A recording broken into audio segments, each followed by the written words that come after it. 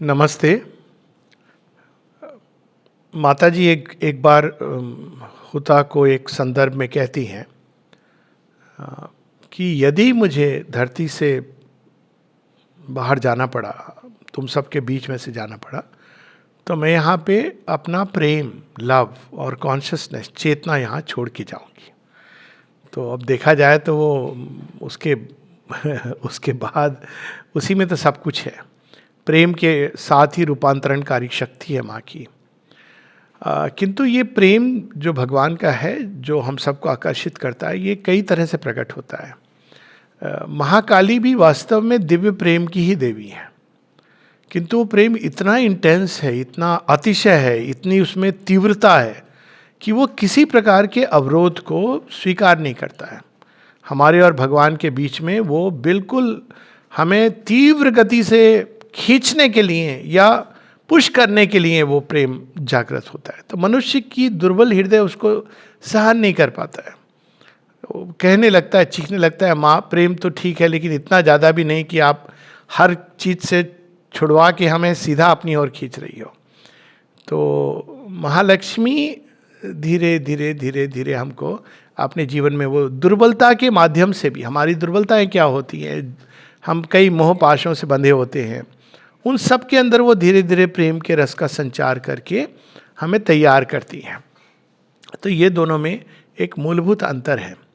लेकिन इसके पहले सृष्टि के बारे में हम देखते हैं कि बहुत साहित्य में लिखा है मूल रूप से कि भगवान ने दुनिया बनाई।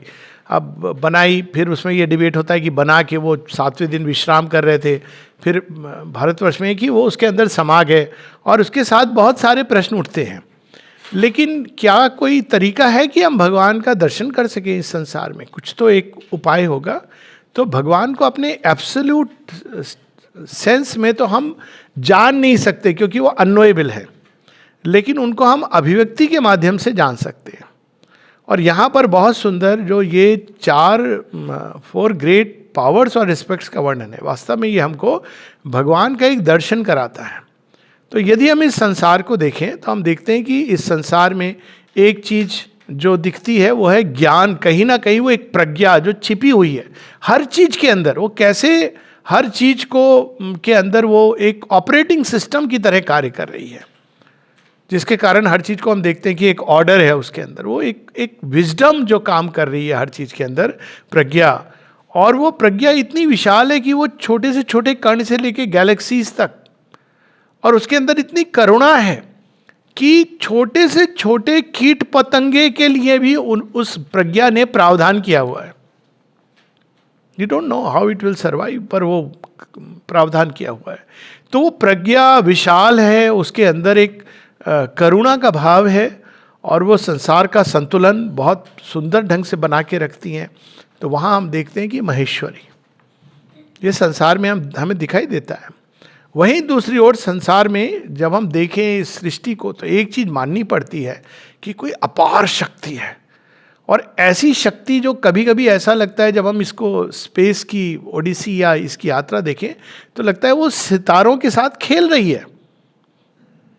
ऐसे उठाया एक तारे को और वहाँ फेंक दिया, एस्टेरॉइड को लिया और धरती के ऊपर वो गिरा, उससे मून छिटक करके निकला। मतलब देखा जाए तो अद्भुत है वो कहानी।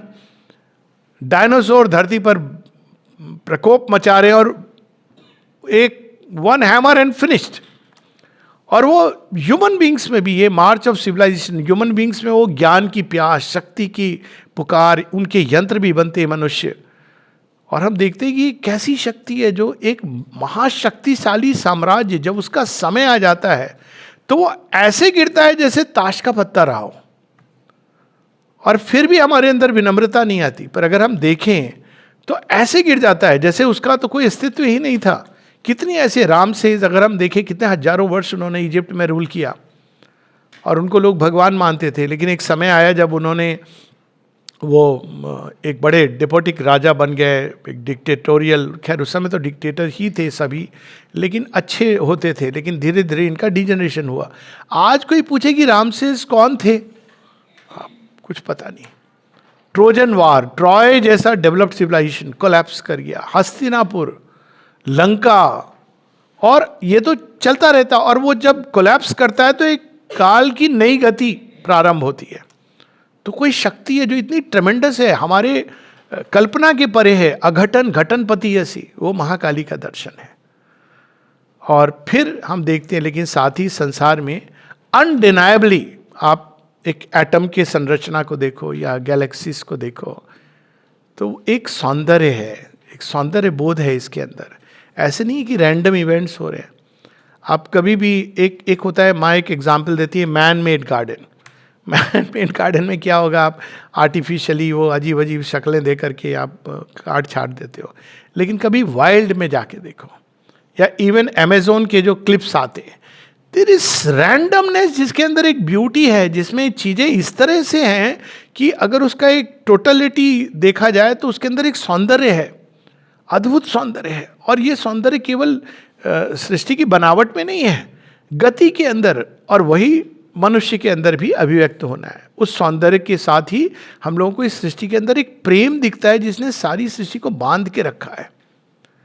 सुदूर नक्षत्र को एक छोटे से इलेक्ट्रॉन से बांध के रखा है, ये फिजिसिस्ट बताते हैं। कोई ऐसी चीज़ है जिसने पत्थरों के अंदर भी चीज़ों को लयबद्ध, तालबद्ध किया हुआ, और अगर सुन सके हम तो उस हार्मोनिक स्वर को सुन सकेंगे। तो एक सौंदर्य, प्रेम, ताल, छंद, लय, एक हार्मनी। और फिर एक चौथी चीज़ का भी हमको दर्शन होता है, चौथी शक्ति का, भगवान की।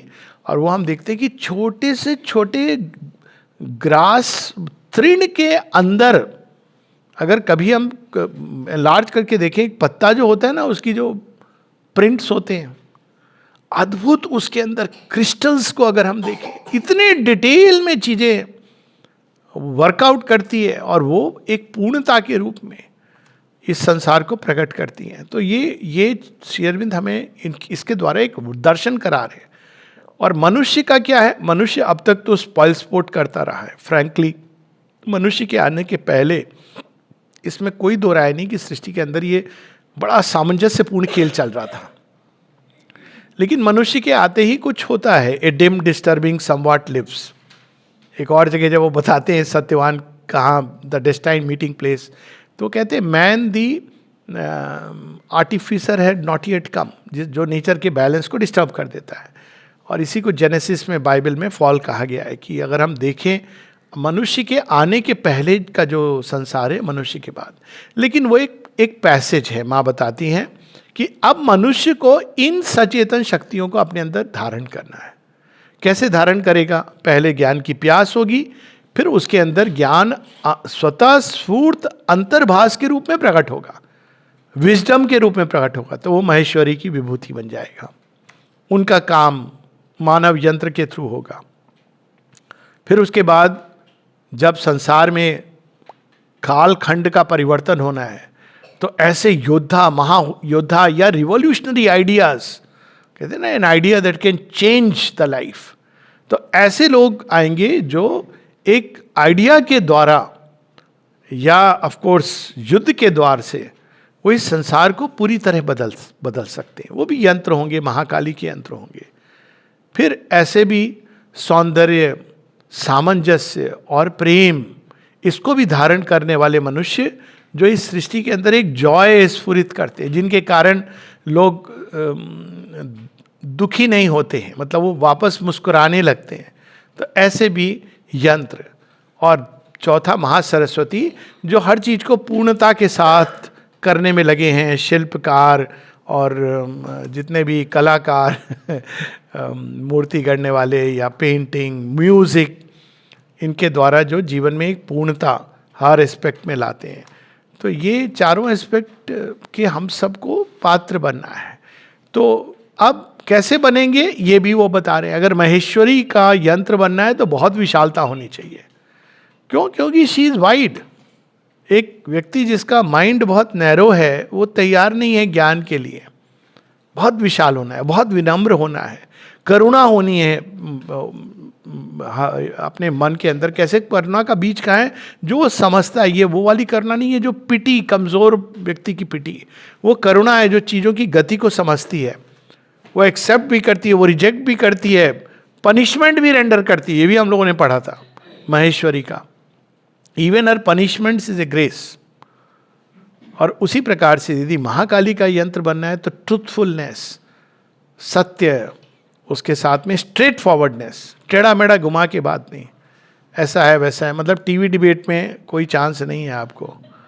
सीधा सच्चा, politically you may be incorrect, it doesn't matter, जो आपको सच लगा हृदय से आपने, हो सकता है वो सच ना हो in the total scheme, but जो फ्रैंक इम्पल्सेस होती हैं, तो वो महाकाली का, बहुत सिंसेरिटी चाहिए महाकाली का यंत्र बनने के लिए।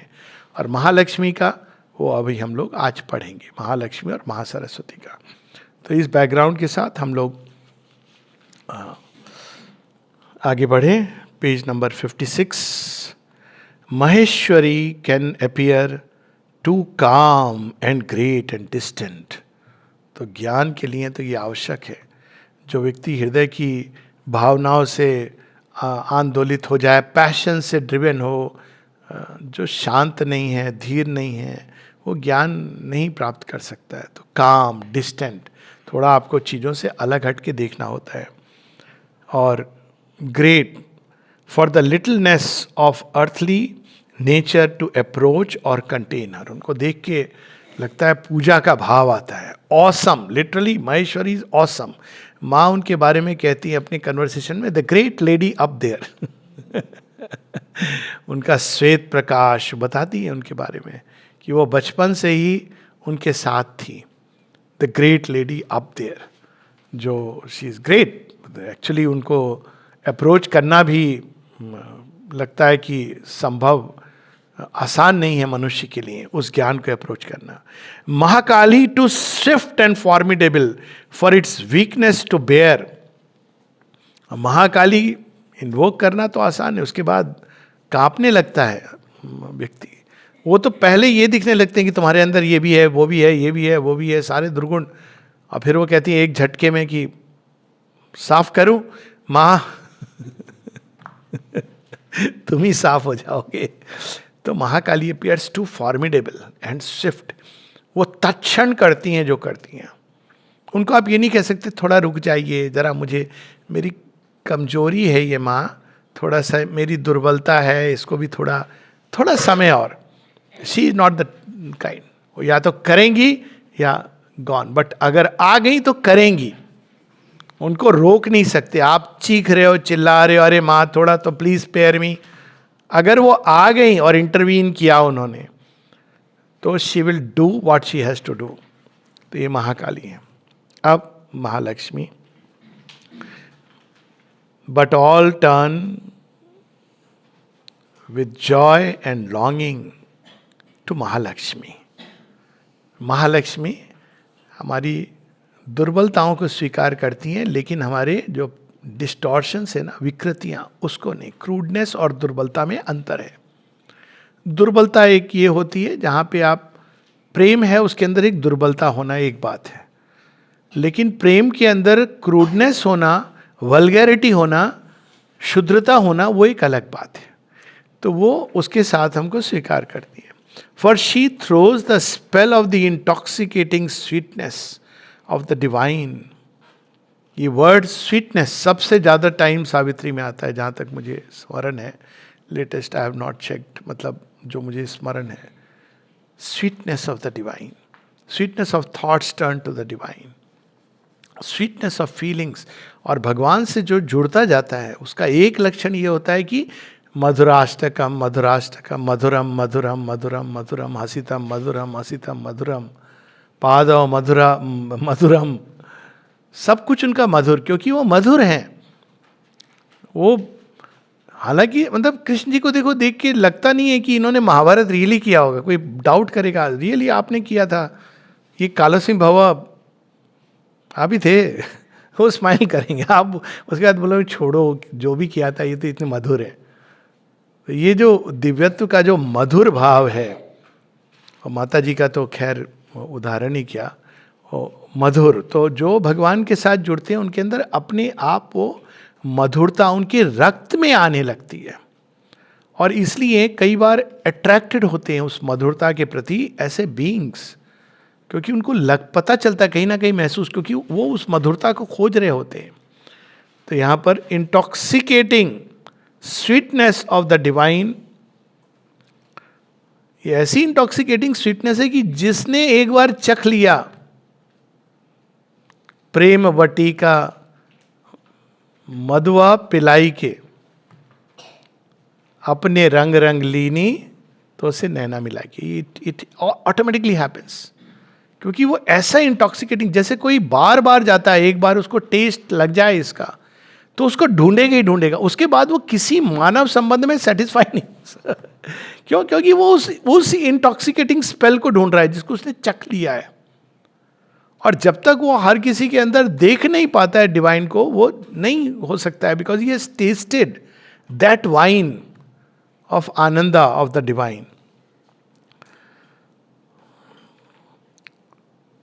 To be close to her is a profound happiness, and to feel her within the heart is to make existence a rapture and a marvel. पूछते हैं लोग, मिरेकल्स कुछ बताइए, क्या होते हैं miracles?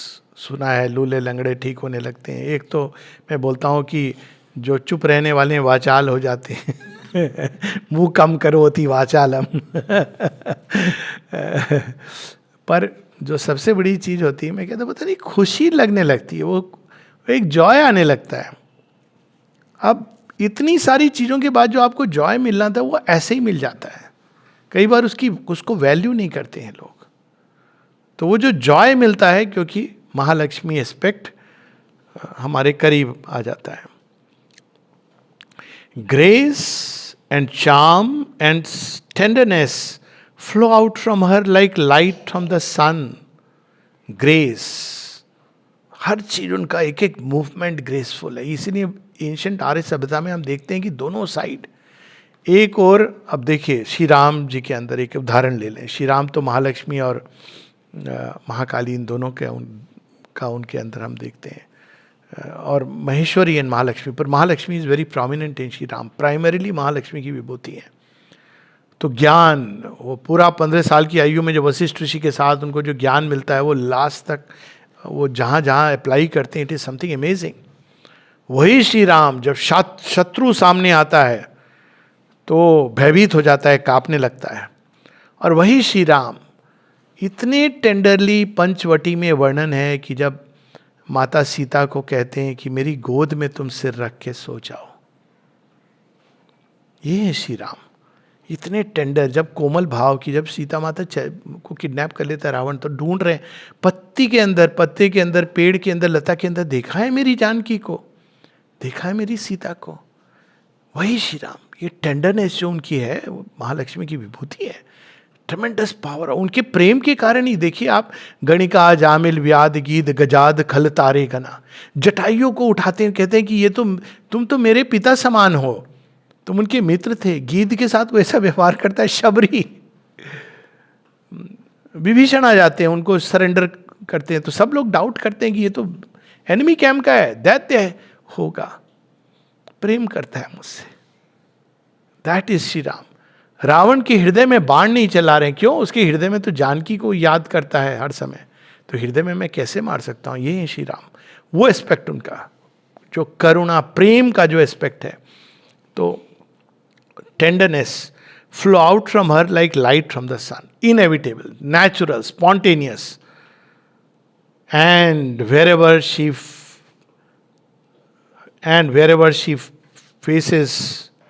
fixes her wonderful gaze, or lets fall the loveliness of her smile, the soul is seized and made captive and plunged into the depths of an unfathomable bliss. बहुत सुंदर एक किताब है ये, इसको समझने के लिए. जानिना स्ट्रोका, जो पॉलिश लेडी थी, नर्स थी, सेकेंड वर्ल्ड वार में उन्होंने काफ़ी उनको बचाया भी था, वो यहाँ पे आती हैं. उन्होंने किताब लिखी है, ए captive of her love. Beautiful book. I don't know अभी शब्द में अवेलेबल है कि नहीं, है ना. ए कैप्टिव ऑफ हर लव. कैसे वो आती हैं, वो कहती है कि अब वो, उन्होंने देखा बहुत कुछ, उनको लगता था ऐसे होना चाहिए. कहती लेकिन मैं क्या करूं, हेल्पलेसली. कहती माँ की स्माइल. और बहुत कम वर्ष रही होंगी यहाँ पे, शायद 9-10 साल. She died. माँ कहती लेकिन जाने के पहले माँ ने उसके मृत्यु के ऊपर लिखा है कुछ कि हाउ शी केम, और उसके कुछ वो आप देखेंगे वो स्केचेस हैं। एक जो बड़ा कॉमन है जो मदर एंड चाइल्ड वाला माँ ने पकड़ा, वो जाने अशोका के हैं। तो कहती है शी गेव ए क्लू कि न्यू बॉडी कैसा होगा, just a captive of her love. बहुत से लोग हैं, हम सब उन्हीं के प्रेम के मारे हैं और अच्छा है किसी और प्रेम के मारे होने की जगह। तो जहां वो देख लेती हैं, एक बार उनकी दृष्टि पड़ गई तो unfathomable bliss. Magnetic is the touch of her hands and their occult and delicate influence. उनके हाथों का स्पर्श, एक्चुअल फिजिकल स्पर्श, refines mind and life and body. जो सारी क्रूडनेस है वो स्पर्श से धीरे धीरे कठोरता ऐसे पिघलने लगती है, और सारे जो हमारे अंदर वो भाव जो असुंदर हैं वो सब धीरे धीरे सुंदरता की ओर मुड़ने लगते हैं, बनने लगते हैं। Refines and where she presses her feet course miraculous streams of an entrancing Ananda. उनके चरणों में वो शक्ति है, वो मृत को जीवित करने की शक्ति है। क्योंकि मनुष्य जीता किस लिए है? आनंद ही है जो उसको सारी समस्याओं के बावजूद, यमराज बोले चलोगे, कितना भी कोस रहा हो जीवन को, यमराज आ जाएंगे, नहीं नहीं नहीं अभी नहीं, पोते के बेटे का मुंह देखना है। अद्भुत है ना ये आनंद। तो वो स्टोरी है ना उनकी निशिकांत की, कि वो पैरालाइज हो गए थे, उन्होंने माँ से यही स्ट्रेचर में जाते हैं, माँ से कहते हैं, माँ आई नहीं चाहिए, कुड नॉट इवन स्पीक, इशारे इशारे से कहते हैं अपने चरण यहाँ रख दो। माँ रख देती हैं चरण, कहती हैं बहुत समझदार है, स्माइल करती, बहुत समझदार है। 12 साल या 14 साल उसके बाद ही लिव्ड ऑन। तो ये जो उनके चरणों का जो आनंद है, और वही वो चरण जो है माँ के, उनके अंदर ही वो पावर है, उनके हाथों में, उनके शरीर का स्पर्श, उसमें वो एंट्रेंसिंग आनंदा, रिफाइननेस। बहुत सुंदर बात है।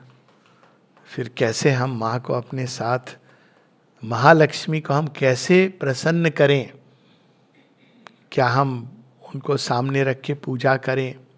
हाँ, कर सकते हैं सुंदर पुष्पों के द्वारा, लेकिन सुंदर पुष्प से ही नहीं चलेगा, सुंदर भाव होने चाहिए, सुंदर विचार होने चाहिए। आप उनको पूजा करके पुष्प रख के ये नहीं पूछ सकते हैं, वो शत्रु है ना माँ मेरा, उसको थोड़ा देख लेना, आपके पुष्प वहीं रह जाएंगे।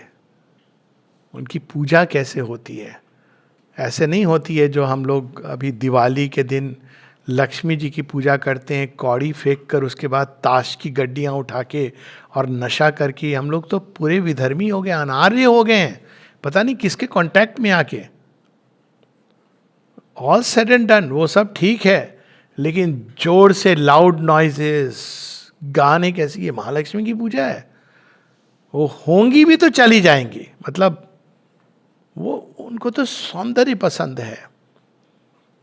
तो प्रकाश का सौंदर्य करिए, प्रकाशोत्सव मनाइए, और सुंदर पुष्प, सुंदर भाव, ये उनको प्रिय है। तो यहाँ श्री अरविंद कहते हैं, and yet it is not easy to meet the demand of this enchanting power और टू कीप हर प्रेजेंस।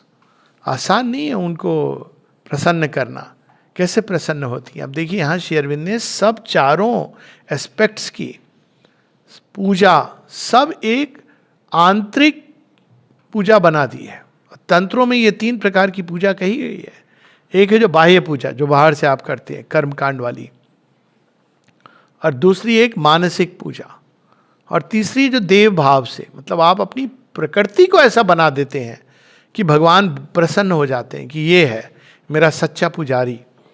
तो यहाँ पर कैसे उनको बुलाना है, कैसे उनको साथ रखना, harmony and beauty of the mind and soul. Mind के अंदर ये नहीं कि बड़े विरोधात्मक परस्पर विरोध करने वाले विचार, कभी कुछ डामाडोल स्थिति। हार्मनी, सामंजस्य होना चाहिए। सामंजस्य ये नहीं कि ये या वो, ये नहीं है सामंजस्य। इन दोनों का जो सही संतुलन, और वो भी संतुलन कैसे, सामंजस्य केवल संतुलन नहीं है, उन दोनों का इस यहां पर रितचित आता है, कौन सी चीज कहां रखनी है, उसके साथ हार्मनी आती है। और पुराने भारतवर्ष में तो ये सब इतना एम्फेसाइज किया जाता था जिसको लोग समझ नहीं पाए। आपके विचार कैसे हैं, विचारों की शुद्धि कैसी है। आपके अंदर एक विचार भी आ गया जो गलत है, कैसे कैसे राजाओं की घटनाएं हुई हैं जहाँ पे वो अपने अंदर के विचारों को भी शुद्ध करने की, तप करने की चेष्टा करते थे कि मेरे अंदर ये विचार जो आ गया ये सुंदर विचार नहीं है, विचार भी मेरे प्रकट। इसको कहते थे पुराने समय में, जो चेस्टिटी भी होती थी ना, ये होती थी थॉट के अंदर भी। अब देखिए अहिल्या की पूरी कहानी, कई लेवल का उसका वो है। विचारों के अंदर भी जो प्रेम है वो सुंदर होना चाहिए, शुद्ध होना चाहिए, अल्टीमेट होना चाहिए। और जीवन में किसी के प्रति हमारे अंदर इलविल नहीं आनी चाहिए। किसी ने हमारे साथ कुछ भी किया हो, आप प्रतिकार कर सकते हैं, लेकिन इलविल एक अलग चीज है। उसका बुरा हो, उसका अहित हो, ये नहीं कर सकते। तो ये जो है ये सारा महालक्ष्मी की पूजा है। Harmony and beauty of the thoughts and feelings, harmony and beauty in every outward act and movement. ये था ना भारतवर्ष में, नमस्ते। हम लोग हाय बाय वाली संस्कृति नहीं है, हो गई है। कितने सुंदर ढंग से नमस्ते। और कभी कभी जब मैं देखता हूँ ना कुछ लोगों को, अब वो जो आई थी उस दिन साउथ कोरिया से, वो है कहीं, मतलब रहती है अभी कहीं और साउथ कोरिया, तो वो जब नमस्ते करने से वो ग्रीट करते हैं कैसे, थोड़ा सा बो डाउन करके। जापान में भी आप लोगों को देखिए कितने सुंदर ढंग से करते हैं। तो आपको देख के ही लगता है कि आप बड़े वेलकम हो। एक एक जेस्चर के अंदर कैसे आप बैठे हैं, कैसे आप व्यवहार कर रहे हैं, सारी चीज़ें एक पूरा भारतवर्ष में, तब भारत में वैभव था। क्योंकि आप इवन यहाँ तक कि धन को आप किस तरह से रख रहे हैं, आप घर में चीज़ों को कैसे आपने अरेंज किया हुआ, ये सारी चीज़ें आती हैं महालक्ष्मी की पूजा में। Every outward act and movement, कोई भी चीज़ क्रूड नहीं होनी चाहिए। Harmony and beauty of the life and surroundings, this is the demand of Mahalakshmi. तो भारत से वैभव संपदा क्यों गई? जब हम लोगों ने स्वच्छता शुचिता का परित्याग किया। अब देखिए कितनी इंटरेस्टिंग चीज हुई, हालांकि वो दूसरे डोर से आई। जो पहला नारा, अभी भारत होने वाला है ना 4 ट्रिलियन की इकोनॉमी, जिसके लिए लोग इसको वो दे रहे हैं क्रेडिट, उसको क्रेडिट दे रहे हैं। पर आप देखिए 2014 के बाद जो हमारे अभी के प्राइम मिनिस्टर जी हैं, उन्होंने क्या चीज़ कही थी? सबसे पहली चीज़ जिस पर जोर दिया था उन्होंने, स्वच्छता पर। आप स्वच्छ और शुचिता लाएंगे, economy will come, it doesn't matter, वो संपदा आएगी आपके पास, क्योंकि वो उसको रिस्पेक्ट करती हैं अपने आप। वो हमारे यहाँ वो बचपन में ये सिखाया भी जाता था कि दरिद्रता विपन्नता एक आंतरिक अवस्था है। दरिद्रता और विपन्नता एक बाहरी पैसों की कमी नहीं है, एक आंतरिक अवस्था है। कहते भी थे ये कितना दरिद्र है, उदार नहीं है ये व्यक्ति, अनुदार है।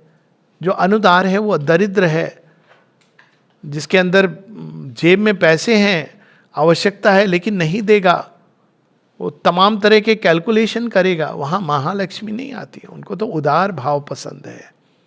तो ये सारी चीज़ उनकी पूजा की विधि है।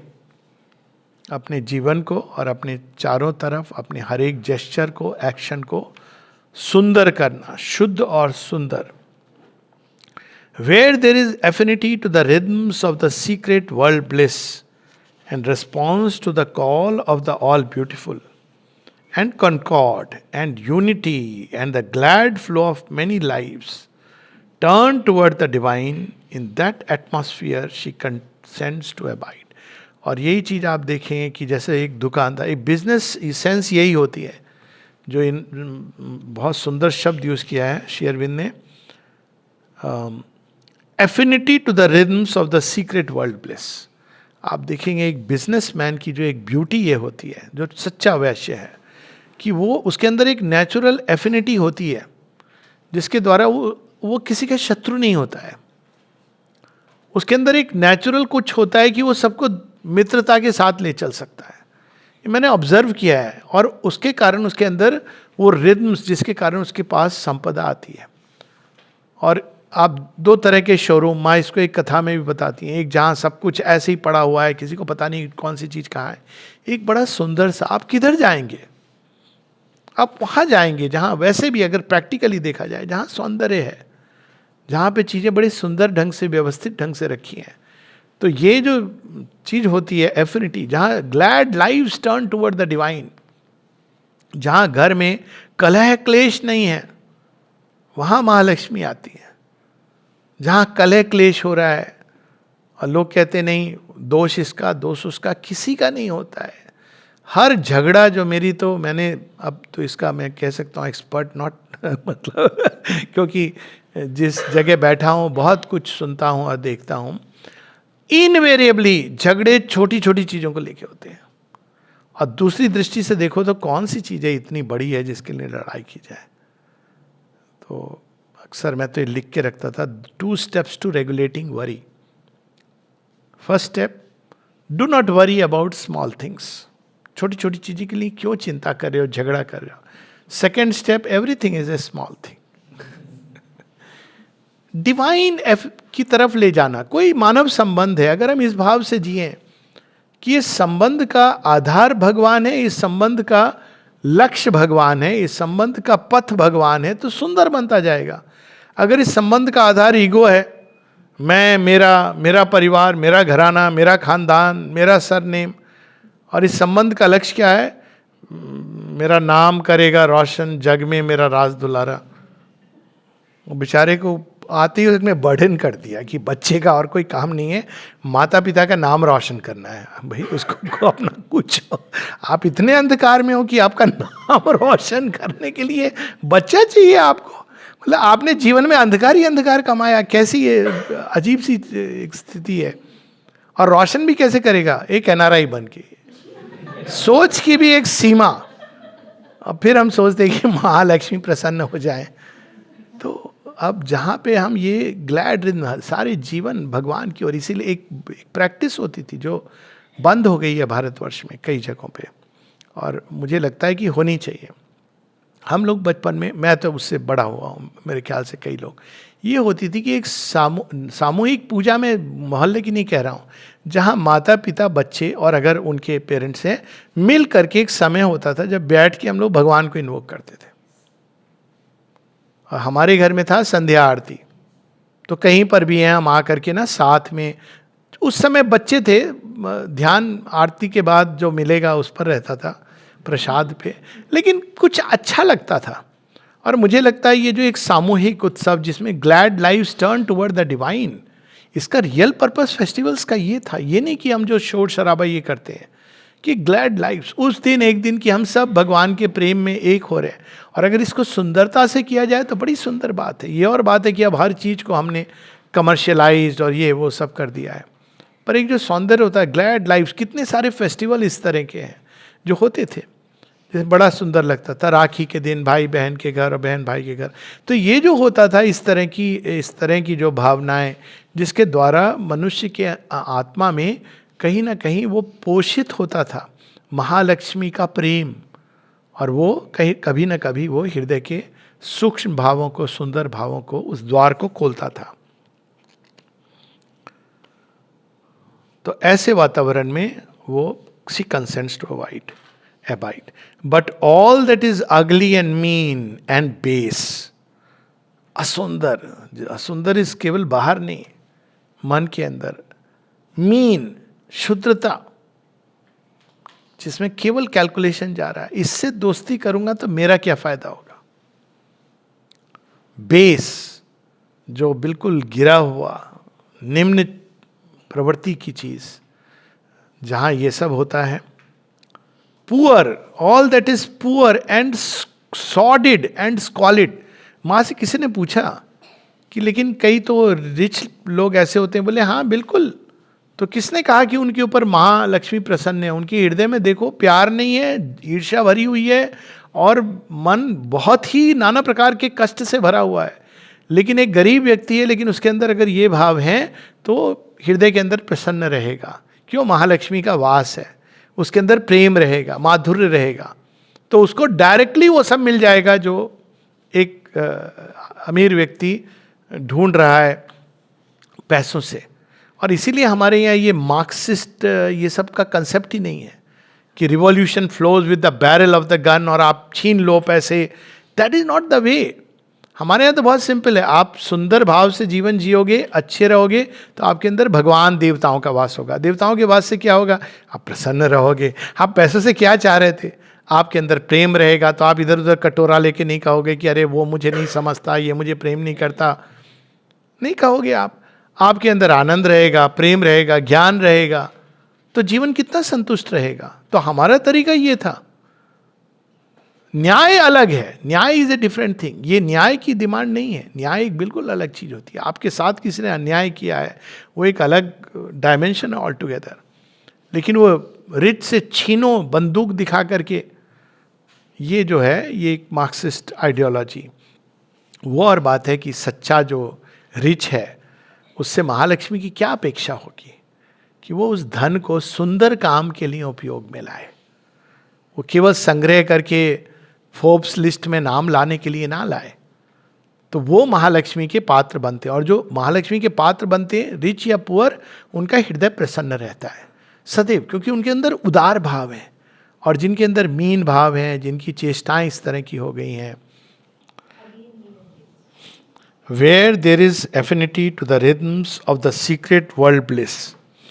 इस संसार के अंदर एक आनंद है, हम लोगों को क्यों नहीं मिलता है? क्योंकि हम उसके साथ एफिनिटी में नहीं है। एक रिद्म है, उसके साथ हम लयबद्ध नहीं है। कितनी सुंदर बात है कि सृष्टि के अंदर एक संगीत है, एक रिद्म है चीज़ों का। अगर हम उसके साथ एक प्रकार का तालमेल रख लेंगे, जैसे अब कई बार क्या होता है ना, जिसको कहते हैं सीजन्स, हर ऋतु का अपना एक नियम है। और जब हम ऋतु के साथ जीवन को जीते हैं तो अपने आप वो आनंद हमारे अंदर प्रकट होता है। तो इसको एक लेवल पर ये कहा जा रहा है, हर सीजन का अपना एक जॉय है, इसको लोग इस तरह से कहते हैं। अब एक यूथ का अपना जॉय है, बचपन का अपना एक जॉय है। जब आप मिडिल एज में जाते हैं तो उसका अपना एक आनंद है, और जब आप सो कॉल्ड ओल्ड एज में जाते हैं तो अपना एक आनंद है। तो आप क्या कर रहे हैं? उस एक आयु के आनंद के रिद्म के साथ आप एफिनिटी में हैं। तो ये एक उदाहरण है। तो जब हम इस तरह से एफिनिटी में होते हैं, संसार के आनंद, सब जगह आनंद है, और उसके साथ कुछ लोग तालमेल रखना जानते हैं। आप प्रकृति में चले गए, मटेरियल नेचर में, उसका अपना एक रिद्म है, उसका अपना एक आनंद है। और वहीं फिर आप किसी ज्ञान सभा में चले गए। अब देखिए, अगर आप एफिनिटी में नहीं हैं तो क्या होगा? कुछ लोगों को तो बड़ा आनंद आ रहा है, लेकिन कुछ लोगों के लिए कठिनाई होगी उसको। क्यों? क्योंकि वो एफिनिटी, तो ये कुछ लोगों के अंदर ये चीज होती है,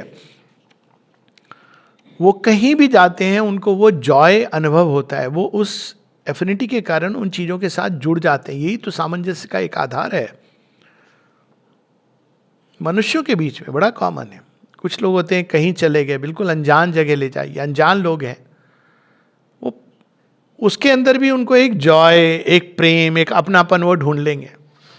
और कुछ होंगे जो कोई अपना है, वहाँ भी जा करके इसका बेड अच्छा नहीं है, खाना इसने मुझे क्या खिला दिया, मेरे पसंद का तो दिया नहीं। तो ये होती है सामंजस्य ढूंढने की विधि। और वो तभी आता है जब आपके अंदर उदार भाव हो, सुंदर भाव हो। अगर ये भाव से अरे देखो इन्होंने इस तरह से ट्रीट किया उसका, देन यू कैन नॉट। अब एक मेरी अपनी एक विजिट में कहीं गया तो उन्होंने पहले दिन मुझे खिचड़ी खिलाई है बोल के कि खिचड़ी बहुत अच्छी होती है यात्रा वगैरह के बाद। मैंने कहा बहुत बिल्कुल सही बात है, खिचड़ी अच्छी भी लगती है। दूसरे दिन भी खिचड़ी खिलाई, तीसरे दिन भी खिचड़ी खिलाई। मैंने कहा अच्छी होती है, इतनी भी अच्छी होती है ये नहीं पता था, पर वो एक आनंद का विषय है। तो मैंने हंसते हंसते कहा, मैंने कहा अच्छी तो होती है, इतनी अच्छी होती है ये मुझे नहीं पता था, आई एंजॉयड इट। अब उसमें क्या है, अब ये थोड़ी है। अब ये एक कुछ लोगों में ये कला होती है जो हर चीज के अंदर से आनंद ढूंढ लेते हैं। एक और छोटी सी स्टोरी है, इस पर हम कर रहे हैं कि ये कनकॉर्ड कैसे किया जाता है। प्रेम एक ऐसी चीज है जो हर जगह सामंजस्य ला सकती है। तो हमारे एक मित्र थे, उनकी साउथ इंडिया के थे, पायलट थे, उनका विवाह हुआ आसाम की लड़की। मतलब वो हम लोग कहते थे नेगेटिव और पॉजिटिव अगर शक्लें देखा जाए, एक एकदम ब्लैक और दूसरे एकदम गोरी। खैर विवाह हो गया, तो पहले दिन जब उसने खाना बनाया तो करेला और राइस बनाया, तो ठीक है, अच्छा लगा। दूसरे दिन तीसरे दिन कहा अब मैं क्या करूं, तो उसने घर में मेहमानों को बुला लिया, फ्रेंड्स को, कि भाई अभी थोड़ा सिविल। तो उसने उस दिन भी करेला और चावल बनाया। तो उसने अब पहले दिन बहुत अप्रिशिएट किया था, उसने कहा देखो मुझे अच्छा लगता है लेकिन इतना नहीं अच्छा लगता है। तो बोली लेकिन मैं क्या करूं, मुझे और कुछ बनाना नहीं आता है। अब देखो ये क्या है, इसी चीज को एक लड़ाई का विषय बनाया जा सकता है और इसी चीज को एक जॉय का विषय बनाया जा सकता है। तो ये होती है एक हार्मनी, एक एफिनिटी में आना चीजों की, जिसमें देखिए अपने आप एक ग्लैडनेस।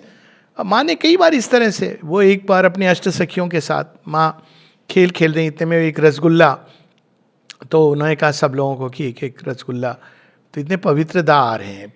माँ के देखना देखना चुप रहो, अभी मैं उसको दूंगी रसगुल्ला, देखना वो कैसे कैसे बहाने बनाएगा नहीं खाने के।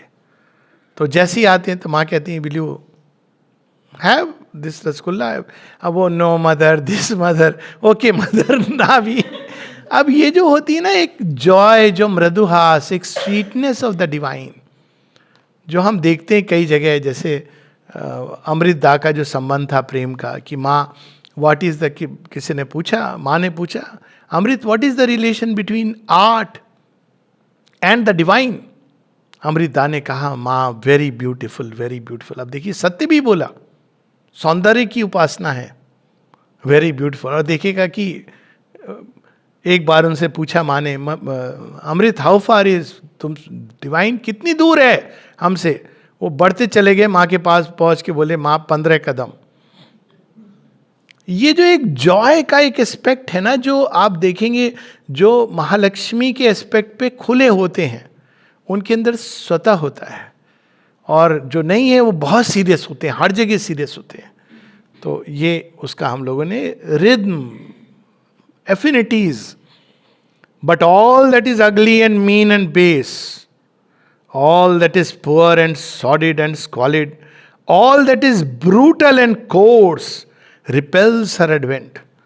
जहाँ कोई चीज कठोर और ब्रूटल, बहुत क्या कहा जाए उसको, क्या शब्द है जो हमास ने किया था, ओके, ब्रूटल एंड कोर्स, तो वहाँ पे महालक्ष्मी पीछे हो जाती है। वहाँ कौन आ जाती है? महाकाली। कहती ये मैं संभालूंगी। तो उसके बाद जब वो हाथ में ले लेती हैं तो वो तो फिर रुकती नहीं है जब तक वो दी एंड नहीं हो जाता है, बिकॉज वो गॉड्स का वर्किंग है। ये बाद में वो आती हैं, पीस अकॉर्ड करो, ये अकॉर्ड करो, वो करो, सामंजस्य। जब मनुष्य के अंदर ये सबसे गुजर के प्रेम की और शांति की एक प्यास जगती है, नहीं तो वो पीछे चली जाती है। अगर हमारे हृदय के अंदर दुर्भावना है, शुद्रता है, हमारा हृदय सीमित उसमें बंधा है, कैलकुलेशंस हैं, तो महालक्ष्मी अपना प्रेम नहीं उड़ेलती। Where love and beauty are not or are reluctant to be born, she does not come. Where they are mixed and disfigured with baser things, she turns soon to depart or cares little to pour her riches. प्रेम, सौंदर्य, सामंजस्य, यही उनकी मांग है।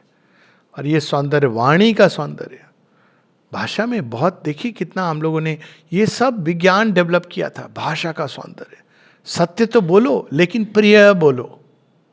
ये नहीं कहा जा रहा है, वहाँ क्या कहा जा रहा है कि अगर तुमको कुछ नहीं बोलना है साइलेंट रहो, सत्य बोलो लेकिन प्रिय बोलो। आपकी ये चीज मुझे थोड़ी सी ना, इसको ऐसे करते तो ज़्यादा अच्छा रहता, ये क्या आपने बकवास कर दिया, ये होता है crudeness.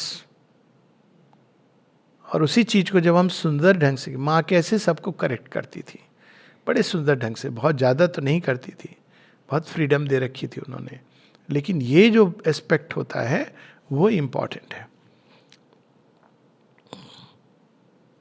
If she finds herself in men's hearts surrounded with selfishness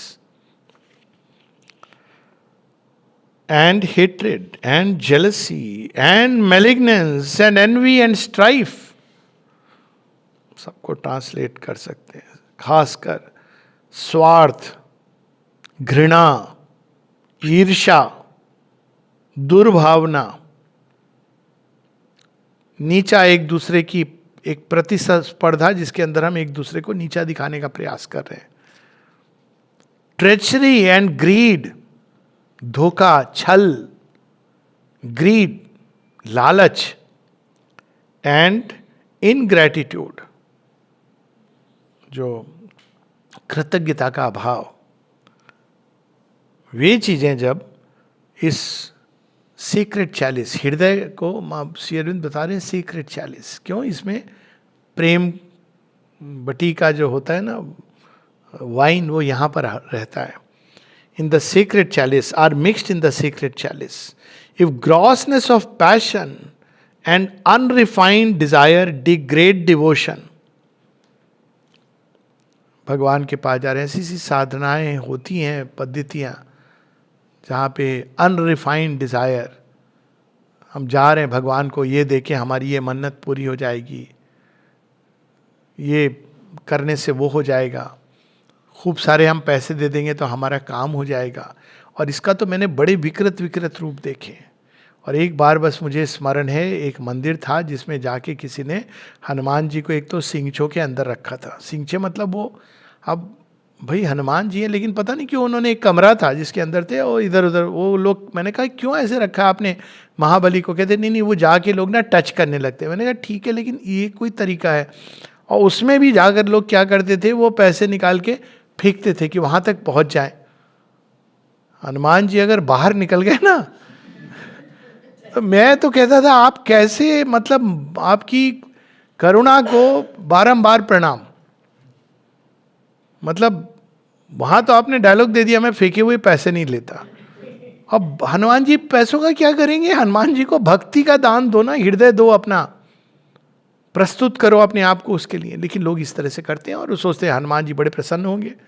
वो तो राम भक्ति में लीन रहते हैं, क्योंकि अगर वो जाग गए ना तो सबसे पहले तो तुम्हारा जो रावण है ना अंदर में, उसका होगा कल्याण. तो यहां पर ग्रॉसनेस ऑफ पैशन, यही था ना रावण के अंदर क्या था? Grossness of passion.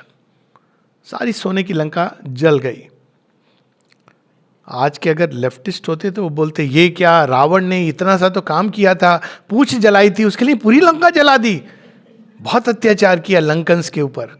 होती तो नहीं इस तरह की कोई एक न्यूज़ आर्टिकल्स, बहुत गलत किया हनुमान जी ने, बहुत गलत काम किया है, पूरा मीडिया हनुमान जी के अगेंस्ट खड़ा होता. लेकिन जो हृदय से चैत्य भाव से भगवान को जानते हो, कहते हैं सही किया, जय Bajrangbali.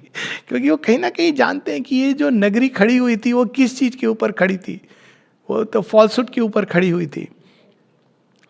Grossness of passion and unrefined desire degrade devotion.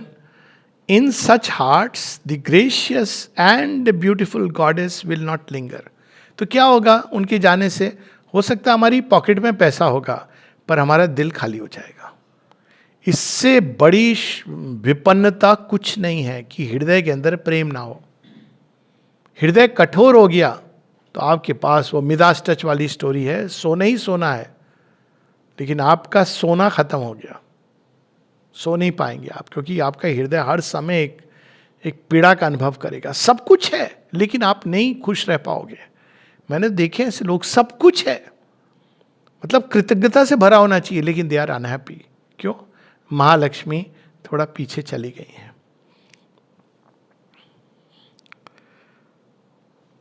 In such hearts, the gracious and beautiful goddess will not linger. A divine disgust seizes upon her and she withdraws. बहुत सीरियस चीज है.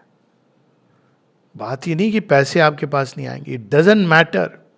भरा होगा भंडार, एक स्टोरी है, जब माँ ने, एक किसी ने देखा, शायद चंपकलाल जी ने रिकाउंट किया, किसी ने, मुझे याद नहीं, कोई गया माँ के सामने और बहुत झूठ बोल रहा था। माँ ने केवल अपना सिर दूसरी तरफ कर लिया, बस थोड़ी देर, कुछ क्षणों के लिए।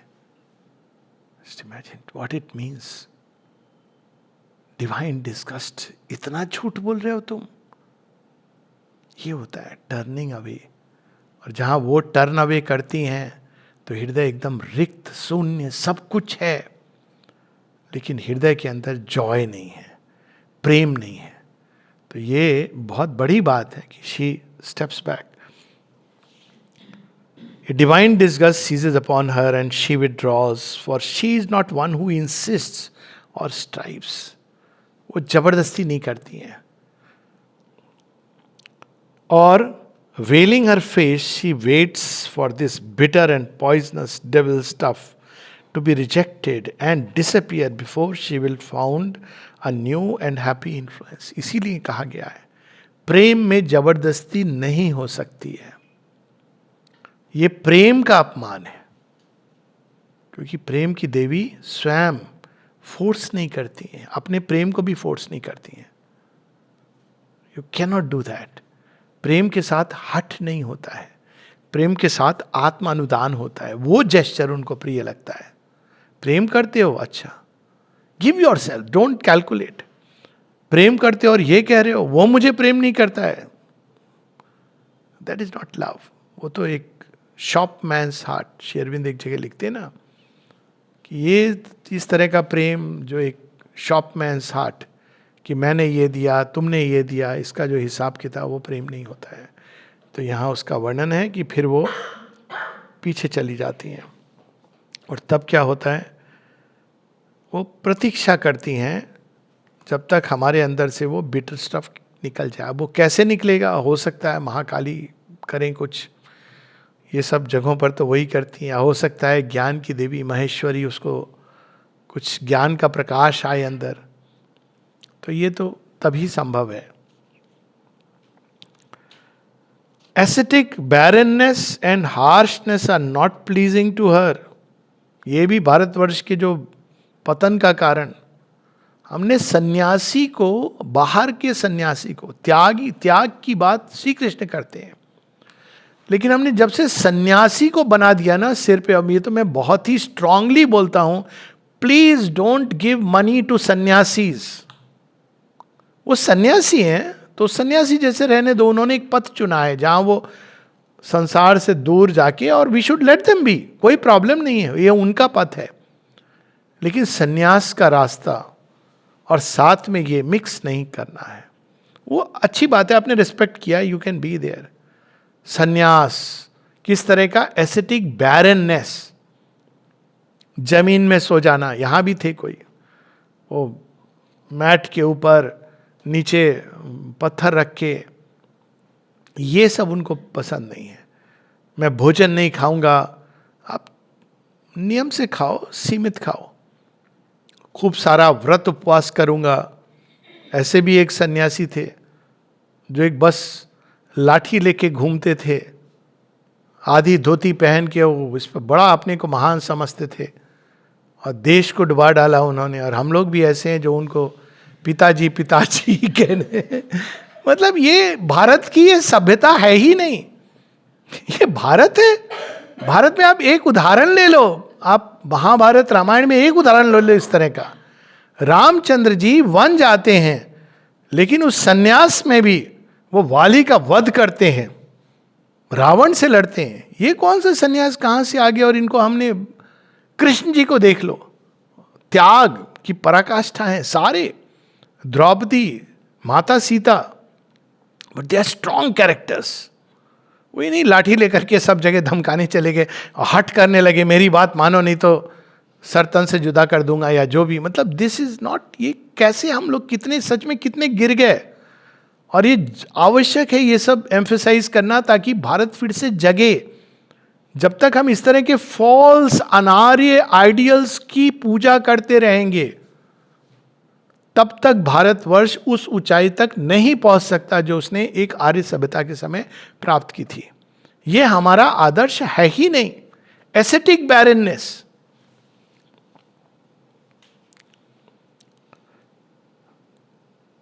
and harshness are not pleasing to her, nor the suppression of the heart's deeper emotions. और सच में आप उनके जीवन को देखो, एक क्रूडनेस इवन मानवीय संबंधों में, हार्ट की जो डीपर इमोशंस है उनको. एक बार किसी ने मुझे बता रहे थे डायरेक्टली, उन्होंने माँ से पूछा, माँ मेरा फला फला, ये आश्रम के अंदर ही जो भी हो रहा है, कि मुझे प्यार हो गया है माँ इससे, और वो तो किसी और को प्रेम करता है, तो मैं क्या करूं? तो माँ ने कहा, नहीं, तुम्हारा जो प्रेम है वो चैत्य भाव का प्रेम है, तुम इसको सप्रेस मत करो. फिर माँ बोलती हैं, one should never suppress the deeper feelings of the heart, one should refine and purify it. पाप हो गया, गलत हो गया, सप्रेस नहीं करो. ये भी नहीं कि इंडल्ज करो क्रूडली, उसको रिफाइन करो. कोई भी मूवमेंट आपके अंदर उठा, उसको सुंदर बना. आपको प्रेम करने से कोई नहीं रोक सकता है, लेकिन उस प्रेम करना और एक स्टॉकर बनना, इन दोनों में अंतर है. और ये वैसा आप कर सकते हो प्रेम. हाँ, ऐसे भी लोग हैं ना जो बोले, अच्छा हाँ हमें प्रेम करना है. प्रेम का मतलब ये है to give, who can stop. तो यहाँ पर ये सब इसका वर्णन है. Heart's deeper emotions and the rigid repression of the souls and the life's parts of beauty. ये उनको पसंद नहीं कि नहीं, beauty can be in simplicity. ये नहीं जरूरी है ब्यूटी के लिए कि खूब आपको करोड़ों रुपए चाहिए, लेकिन ये नहीं कि हम कोई चीज़ नहीं रखते हैं. क्यों? क्योंकि हम तो साधना कर रहे हैं. पता नहीं किसकी साधना कर रहे हैं.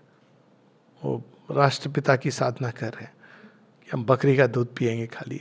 रिजिडिटी होती है ना माइंड, उसमें ज्ञान भी नहीं आता है. सौंदर्य तो छोड़ो, ज्ञान के लिए भी आपके अंदर विशालता चाहिए. तो for it is through love and beauty that she lays on man the yoke of the divine. अंत में वो जब मनुष्य के ऊपर प्रसन्न हो जाती हैं, किसी के ऊपर, महालक्ष्मी, तो क्या होता है जीवन में, क्या परिवर्तन आते हैं, कैसे पता चलेगा कि महालक्ष्मी की कृपा हो गई है हमारे ऊपर? इस तरह से होगा. Life is turned in her supreme creations into a rich work of celestial art. आपका जीवन ही संगीत बन जाएगा, आपका जीवन ही एक अद्भुत कला कृति बन जाएगी, सुकृति बन जाएगी. जीवन ही, जीवन में सब कुछ जो आपका व्यक्ति, ये नहीं कि कोई जरूरी नहीं कि सारा कुनबा, लेकिन आपका जीवन एक सुंदर कलाकृति बन जाएगी. And all existence into a poem of secret delight. आप स्वयं भगवान की कविता बन जाओगे, और ऐसी कविता जिससे आनंद और हर्षित होगा लोगों का मन. केन उपनिषद में आता है अंत में कि जो इस तरह से योगी हैं उनका क्या फायदा होता है संसार को. तो केन उपनिषद तो बड़े, उनके अंदर रस का संचार होता है और उस रस से आनंद मिलता है. तो वो जहाँ भी जाते हैं सब लोगों के अंदर आनंद वो विकीर्ण करते हैं.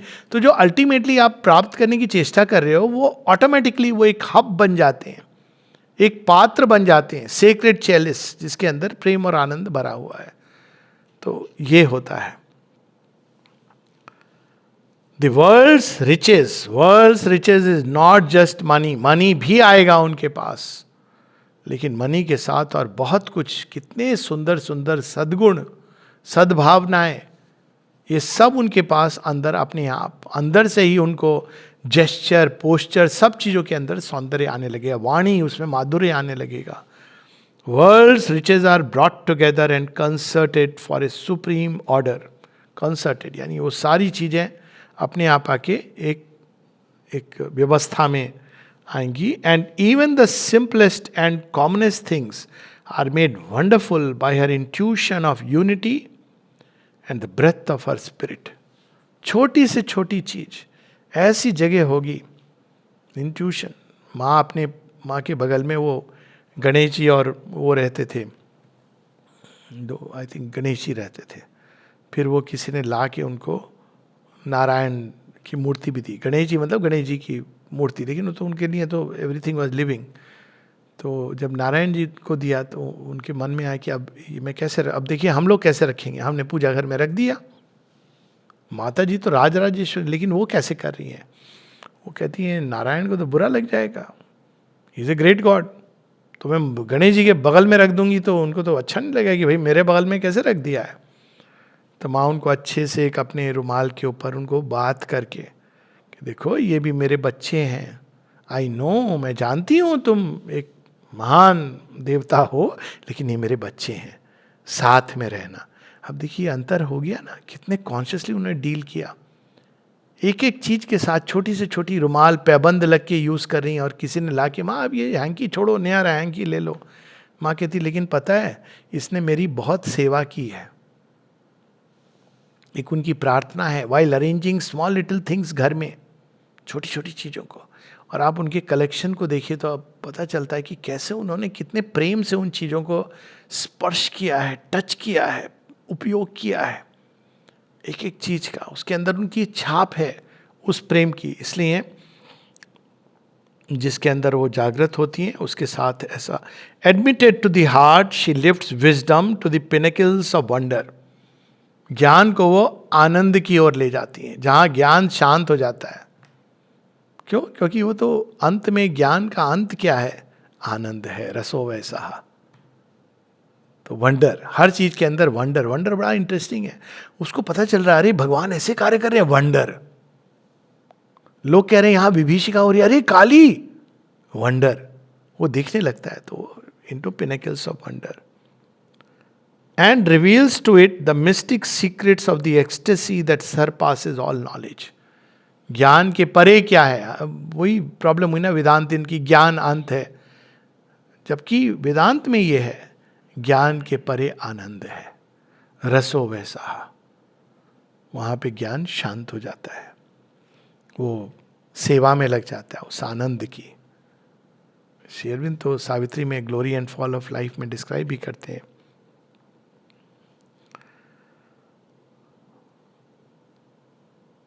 Meets devotion with the passionate attraction of the divine. भक्ति के अंदर जब महालक्ष्मी का स्पर्श आ जाता है तो पैशनेट अट्रैक्शन, भगवान के लिए ही सब कुछ, सब हम उनके हो गए, ये आता है महालक्ष्मी के स्पर्श से। वरना डिवोशन होता है रोज जाके पूजा कर ली, थोड़ा आपने चढ़ा दिया जो भी करना है, तिलक चंदन, उसके बाद हमारी पूजा हो गई। पर महालक्ष्मी की पूजा तो सारे दिन चलती है। Passionate attraction of the divine, जहां भी दिखता है कुछ भगवान का स्पर्श, हृदय जंप करने लगता है। वो इम्पर्सनली एक जेस्चर में हो सकता है, एक कण में हो सकता है, जहां सौंदर्य दिखा, किसी की वाणी में हो सकता है, और आप उस सौंदर्य के उपासक बन जाते हैं। Teachers to strength and force the rhythm that keeps the might of their acts harmonious and in measure. ये कैसे हुआ? आप देखिए कलारी पट्टू, क्या हारमोनी है। आप युद्ध में भी एक ऐसे नहीं है कि आपने कैसे भी उठाया, क्रूडली बॉम्ब कर दिया, उसमें भी एक फिनिश है, हारमोनी, एक रिद्म है, मेजर है। ये नहीं कि आपने वो कुत्ते के मुंह के अंदर खूब सारे एरो डाल दिए क्योंकि वो भौंक रहा था एकलव्य। कुत्ते के लिए अगर वो भयानक है, शिकारी हो गया है, वो आपको मार सकता है, या कोई पशु है, तो आप ऐसे नहीं कि आपने खूब सारे बाणों की वर्षा कर दी। श्री राम करते ना वाली के ऊपर, एक बाण चलाते हैं, दैट्स इट। ऐसे नहीं कि वो वाली को मारना है ना, इतने बाण चला दूंगा कि वो छिन्न भिन्न हो जाएगा, ही डजंट डू दैट। तो मेजर, महालक्ष्मी के जो अवतार ना वही ऐसा कर सकते हैं। रिद्म, मेजर, हर चीज का एक समय है, हर चीज का एक मेजर है। And cast on perfection the charm that makes it endure forever. जहाँ उनका स्पर्श है वहाँ कुछ ऐसा हो जाता है कि वो सदा सर्वदा वो चीज़ चार्म अट्रैक्ट करती है मानव हृदय को, वो खोजती है, मनुष्य उसको खोजता है, ढूंढता है, और उसको कोई समाप्त नहीं कर सकता। It endures forever. ऐसा ही एक स्थान है जिसको हम श्री अरविंद आश्रम कहते हैं।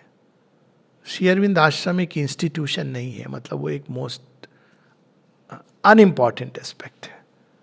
यहाँ माँ की छाप है, हर जगह उन्होंने अपने परम सौंदर्य को, प्रेम को, हर चीज को उन्होंने स्पर्श किया है। वो वाइब्रेट करता है, उनके दृष्टि डाली है। और अभी भी यदि हमारे अंदर श्रद्धा की आंख हो, प्रेम हृदय में खुला हो, तो हम उससे कांटेक्ट में आ सकते हैं, और वही प्रेम वैसा ही हम अपने अंदर रिसीव कर सकते हैं। लेकिन conditions, harmony and beauty, harmony and beauty, harmony and beauty. जय मां, नमस्ते।